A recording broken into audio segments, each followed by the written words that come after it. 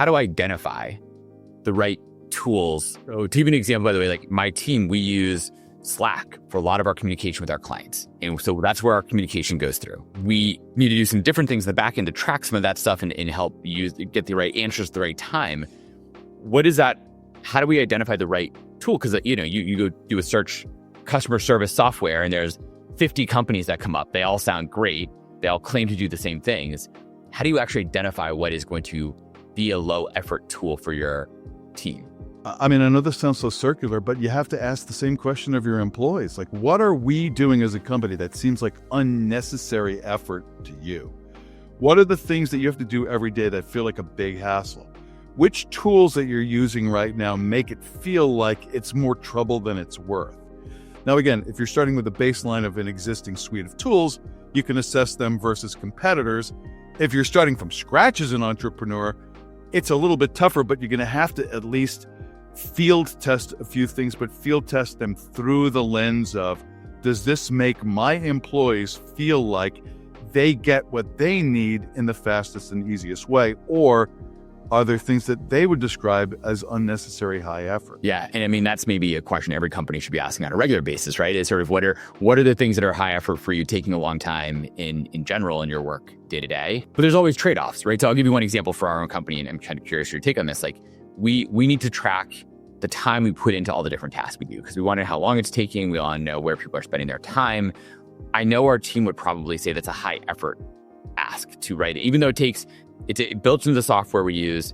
It takes 10 seconds, 20 minutes, quick note, I did this work for this 20 minutes, and boom, good, it's saved, it's done within the task itself.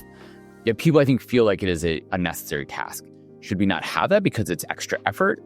But also we feel like we get value from it, but is that just a management perspective and incorrect from the team perspective? If you're going to ask somebody to do something that they would naturally perceive as high effort, you have to ask, why would they want to do it? Other than because if I don't, you're going to fire me. That motivation never seems to work in the long run. Is there a whiffum to the employee for doing time tracking? And is this something that we're just doing for a brief period so that we can get a snapshot of things that we could be doing to make your job easier?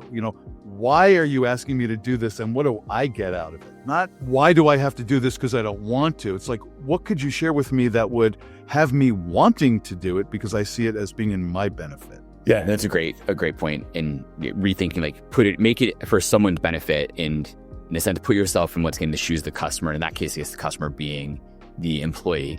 If you were starting a company from scratch today, how and when would you start thinking about customer success, customer centricity, the right software, the right tools, the methods for doing all of this? Like, I feel like a lot of customer success just sort of happens the moment you get your first customer. You suddenly start dealing with customer success as a founder, but it takes a long time to actually put tools and processes in place to actually really succeed there, but maybe it shouldn't. And so sort of when would you start thinking about this as a founder? There's no time like the present. I mean, at the first moment of writing a business plan on the back of a cocktail napkin, if you're not already thinking about how we can create a product that delights people and service interactions that feel effortless to people, you're never going to be able to catch up to that later.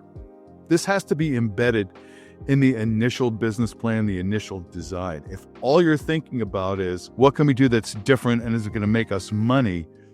You're going to end up chasing your tail later down the road. Like, this is the most fundamental thing you can be thinking about at the outset. And frankly, it's easier to engineer this into the fabric of your initial startup plan than it is to somehow reverse engineer it months or years down the road.